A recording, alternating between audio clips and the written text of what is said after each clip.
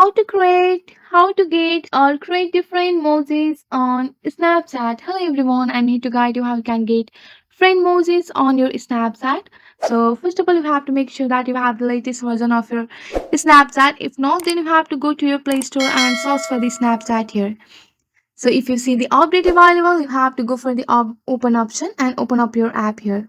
On the top right, there is your profile icon. Go for the gear icon here, and you have to scroll down and go for your Bitmoji here. So on your Bitmoji, you can change your outfit. Go for the edit my Bitmoji here. So here you have to edit your Bitmoji. After that, you have to go back and go for the chat option on the bottom and go for the one of the chat that you want.